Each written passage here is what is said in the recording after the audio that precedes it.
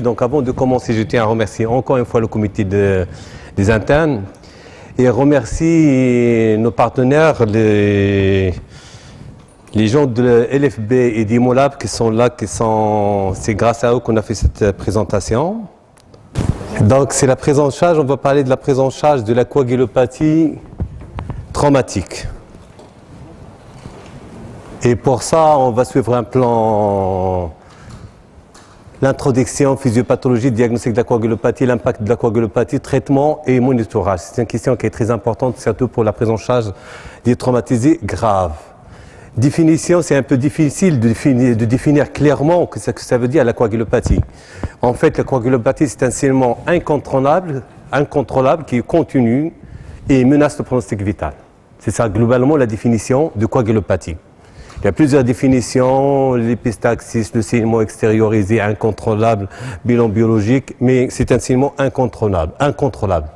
C'est le plan épidémiologique. Chaque traumatisé grave, surtout quand il est accompagné d'un état de choc, il est en choc hémorragique, donc il est accompagné d'une coagulopathie systématique.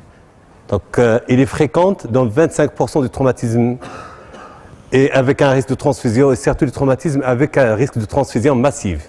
Il augmente la mortalité de 4,5 chaque fois qu'on a un patient traumatisé grave avec coagulopathie. Plus de 5 millions de décès par an dans le monde. La mortalité précoce est couramment imputable à un non-contrôle des hémorragies. De l'intérêt d'optimiser le temps entre la lésion et le contrôle de l'hémorragie. Et un saignement post-traumatique non contrôlé est la cause majeure des morts potentiellement évitables chez les patients présentant un traumatisme sévère. C'est à le plan physiopathologique, là aussi la physiopathologie n'est pas tout à fait claire. Et je commence par un quiz. À votre avis, la coagulopathie traumatique est bien définie et essentiellement due à une perte sanguine. La coagulopathie traumatique résulte à la fois d'une consommation des facteurs de coagulation et d'une activation profibrinolytique. La coagulopathie traumatique est en rapport avec une activation insuffisante des processus de coagulation. Chez les patients traumatisés, l'hypothermie est un mécanisme protecteur qui doit être respecté. La sévérité de la coagulopathie de dilution n'est pas liée au type de produit utilisé pour le remplissage vasculaire. A, B, C, D, 1, 2, 3, 4, 5. Ah, là, on va voir les étudiants et les internes et les résidents, bien sûr. Allez-y. La coagulopathie traumatique est bien définie, essentiellement due à une perte sanguine. La première phrase que je dis, c'est que c'est mal défini. Elle n'est pas liée au type de produit utilisé. On va voir après. Non. Donc la question vraie, c'est 2. Donc la coagulopathie traumatique résulte à la fois d'une consommation des facteurs de coagulation et l'activation de profibrinolytique. On va voir après. Donc c'est le plan physiopathologie. On a le traumatisme. Donc le traumatisme, nous, toujours, on s'intéresse à l'hémorragie, on oublie l'inflammation, on oublie la fibrinolyse. Le traumatisé, il est accompagné toujours d'inflammation par lésion tissulaire et libération du médiateur de l'inflammation et activation de la fibrinolyse. Le traumatisé, il va donner l'hémorragie qui va être responsable d'hypotension, choc, hypotension, hypoxie tissulaire et l'acidose. C'est le premier angle de triangle létal de la mortalité au cours de traumatisés graves et la coagulopathie, on va voir. Donc l'inflammation, activation de l'hémostase, associée à l'acidose, elle va entraîner la coagulopathie et la fibrinolyse, elle va aggraver la coagulopathie. À côté de ça, on a notre réanimation qui n'est pas tout à fait, quand il n'est pas tout à fait correct ou bien conduit, certes quand on remplit trop les malades, on transfuse trop, on remplit par des cristalloïdes, sérum salé, colloïdes, transfusion, c'est des solutés qui sont en hypothermie. On réanime les patients en hypothermie. Alors, ce sont des malades qui viennent ramasser et qui sont très froids, ils ne sont pas couverts. Donc, tout ça, à côté du remplissage, qui va entraîner la coagulation, de dilution, coagulopathie de dilution, et il y a aussi l'hypothermie. Donc, la triade létale, c'est l'acidose, l'hypothermie et la coagulopathie traumatique. Et tout ça, c'est des facteurs aggravant ou favorisant la coagulopathie traumatique. Donc, globalement, grossièrement, la coagulopathie traumatique, c'est les facteurs associés au traumatisme, c'est l'hémorragie, c'est la fibrinolyse et l'inflammation. C'est l'activation massive de la coagulopathie, on a vu pourquoi, et les facteurs associés à la réanimation, notamment le remplissage, la méthode de voir ou de faire la réanimation. Donc les facteurs associés au traumatisme, c'est les pertes sanguines, l'inflammation, activation de la voie de la protéine C, lésions tissulaires avec libération des facteurs tissulaires, altération de la microcirculation avec hypoperfusion tissulaire et l'hypotension, l'hypoxie qui va entraîner l'acidose et l'hypothermie. Donc globalement, l'activation massive de la coagulopathie, il faut savoir que 80% on perd de la fibrinogène par perte sanguine, par dilution, par fibrinolyse et par hypothermie et l'acidose. Donc la perte principale, c'est la fibrinogène. Donc, concernant la physiologie de la fibrinogène, la physiopathologie, c'est le premier facteur de coagulation à atteindre des taux critiques. Donc, c'est le premier à prendre en charge.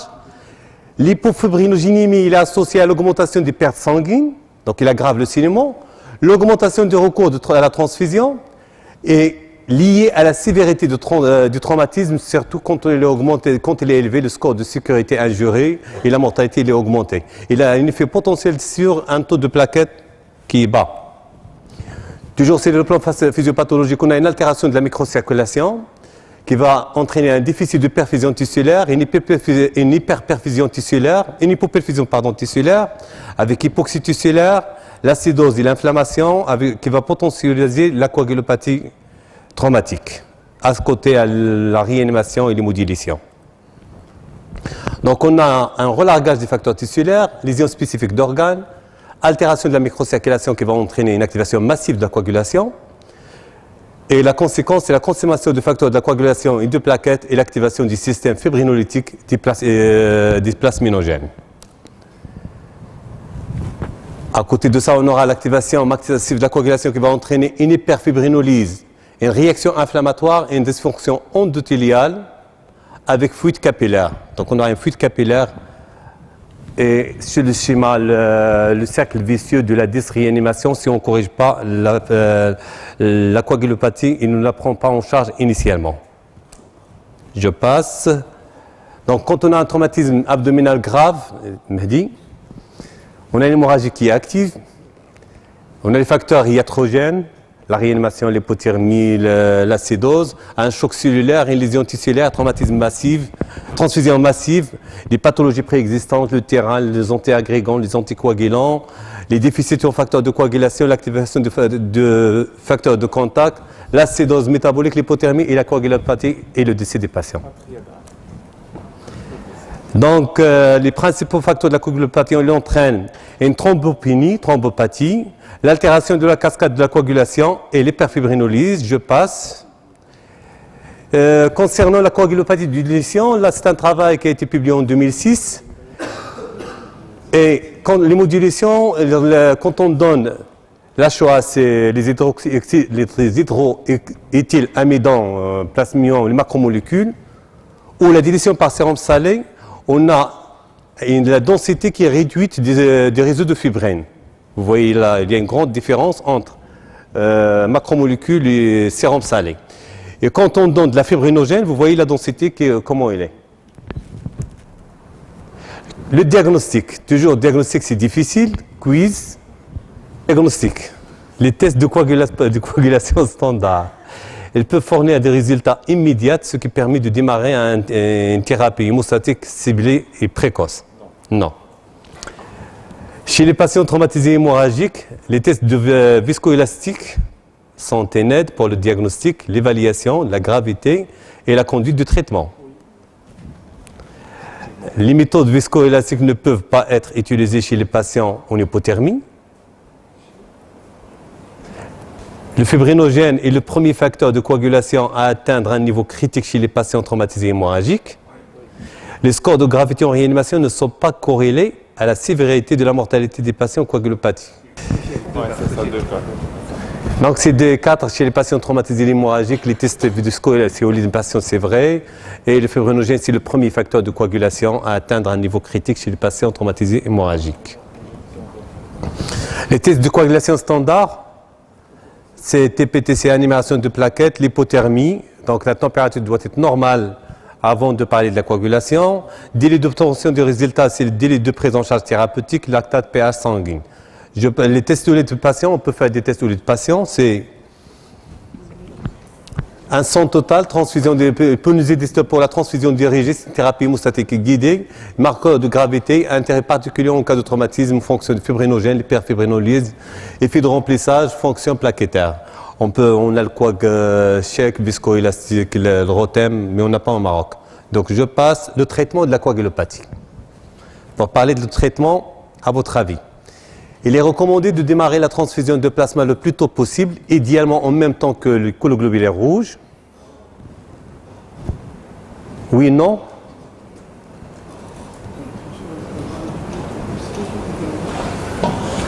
Il est recommandé de transfuser le plasma en combinaison avec les kiloglobules rouges avec un ratio entre 1,3 et 1,2.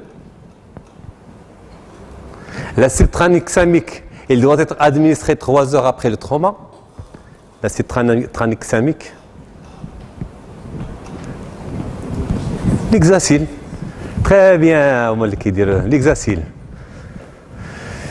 Moins cher de dirham le long pour la posologie acide tranexamique et perfusion 1 g en 10 minutes puis 1 g 8 heures. Il est recommandé de maintenir un taux de fibrinogène 1,5 g par litre. Yallah. Tout le monde. Je dis A. Oui, ça je sais. Donc, ce qui est recommandé, on va voir, c'est de démarrer la transfusion de PFC en même temps que le globulaire. L'acide tranexamique, il est recommandé actuellement, on va voir, et le fibrinogène, même chose. Le ratio c'est 1-1, c'est ça? On va voir. Le choc traumatique hémorragique, c'est une urgence, soit au niveau de la réanimation, soit au niveau de bloc opératoire. Il faut contrôler l'hémorragie par le remplissage. Le principe de la réanimation maintenant, c'est remplissage faible volume et potentiel permissif.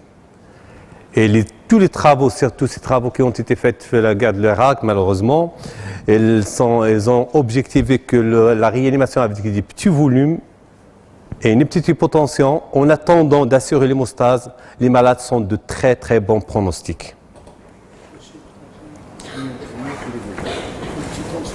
Donc la prise en charge des saignements consécutifs à des traumatisés graves, les recommandations européennes, c'est minimiser le temps écoulé entre les lésions, la lésion et la chirurgie. Concept de remplissage de faible volume et potentiel permissive, éviter les effets secondaires d'un remplissage précoce, tout en maintenant un niveau de perfusion tissulaire qui est bien que plus bas que normal et approprié à de courtes périodes. L'objectif, premier objectif, si ces patients cérébralisés ou non, c'est 80-90 mm jusqu'à l'arrêt du saignement majeur dans la phase initiale suivant le trauma. La pression artérielle moyenne plus de 80 si le patient il a une lésion traumatique cérébrale. Un score de Glasgow inférieur à 8. La stratégie de réanimation est basée sur les produits sanguins labiles et les facteurs de coagulation. Donc, première chose, c'est contrôle de la coagulation, c'est le diagnostic. Deuxième, c'est protocole de la transfusion massive. Normalement, tout centre d'accueil de traumatisés graves doit avoir un protocole de transfusion massive disponible, écrit noir sur blanc, et qui fait quoi. Le protocole, il a montré que quand on dispose d'un protocole de transfusion, on diminue la mortalité, on diminue l'utilisation des dérivés de plasma et bénéfice clair des protocoles de la transfusion. Les protocoles prédéfinis de transfusion massive sont associés à une réduction des défaillances d'organes et des complications post-traumatiques. On transfuse moins si on a un protocole qui est clair. Pratique de transfusion massive, les travaux, donc je passe. Rapport optimal plasma globule rouge, pour me dire ça c'est important, le ratio optimal c'est 1,1, 1,2. C'est vrai que c'est recommandations actuellement, les recommandations européennes, les recommandations même de l'American Society of Anesthesiology. 1,1, 1 kg plaquettaire, 1 kg globulaire et 1 PFC. Donc, les recommandations de l'AS et l'ANCM, la Haute Autorité Sanitaire Française, il est recommandé de transfuser le plasma en association avec les concentrés globulaires rouges, avec un ratio PFC kiloglobulaire compris entre 1,1 et 1,2, grade C. Il est recommandé que la transfusion plasmatique débute au plus vite, idéalement en même temps que celle des concentrés globulaires rouges. Il est également recommandé de mettre en place une transfusion plaquettaire précoce, généralement lors de la deuxième prescription transfusionnelle. L'initiation sans délai de la transfusion de plasma nécessite la mise en place du protocole de transfusion massive dans les centres prenant en charge des patients présentant une hémorragie massive. C'est des recommandations grade C. Les recommandations concernant le globule rouge, recommandations européennes. Chez les patients présentant une hémorragie massive, une administration initiale des plasmas, plasma frais congelé ou plasma inactivé, nous on dispose de plasma frais congelé, ou de fibrinogène, il est recommandé. En cas de nouvelle administration de plasma, un ratio optimal plasma rouge d'au moins 1,2 est proposé. Il est recommandé d'éviter la transfusion de plasma. Donc je passe. Le concentré de fibrinogène au cryo-précipité. Le taux de fibrinogène est un indicateur indépendant de la mortalité dans les premières 24 heures. Les travaux ont montré ça. Donc, chez l'animal, je passe. Le concentré de fibrinogène, pas uniquement pour l'épargne transfusionnelle, mais également moins de défaillance. Quand on donne le fibrinogène, pas seulement pour épargner le sang, mais moins de défaillance multiviscérale et moins de mortalité. Et moins d'évolution vers le sepsis et le choc septique.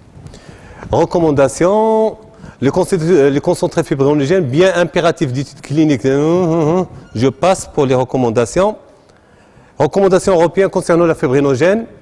Si le saignement il est important avec signe de thromboélastométrie de déficit fonctionnel en fibrinogène au fibrinogène plasmatique, moins de 1,5 à 2 grammes, la dose initiale de concentré de fibrinogène est 3 à 4 grammes, qu'il faut donner aux 50 mg par kilo de fibrinogène. Maintenant, on dispose de fibrinogène au niveau CHU, donc on peut l'utiliser pour les traumatiser avec hémorragie. Le renouvellement de dose peut être guidé par la thromboélastométrie et par dosage de laboratoire de fibrinogène, et le laboratoire de CHU il nous donne la valeur de fibrinogène. Les agents antifibrinolytiques, l'hexacil, il a démontré son intérêt dans la prise en charge du choc hémorragique, d'hémorragie traumatique, hémorragie postpartum et hémorragie péropératoire. La dose qu'il est recommandée, il est recommandé de donner 1 gramme en 10 minutes, puis 1 gramme toutes les 8 heures. Le facteur 7 activé, je passe rapidement. Le facteur 7 activé, c'est le Novo7. Quand il faut donner le facteur 7 activé, donc il faut stabiliser le patient. On le donne chez un patient stable, normothermie, pas d'acidose, avant de donner le facteur 7 parce qu'il est très cher, il coûte à peu près 12 000 dirhams. Le protocole de prise en charge de choc hémorragique traumatique. Donc l'urgence, objectif principal, c'est arrêter le saignement, mais l'urgence, c'est pour ça, il faut gérer l'hémodynamique et gestion de la coagulation. Pour la gestion de l'hémodynamique, c'est le remplissage vasculaire avec comme objectif, sans lésion traumatique cérébrale, une pression artérielle systolique entre 80 et 90 mm de mercure.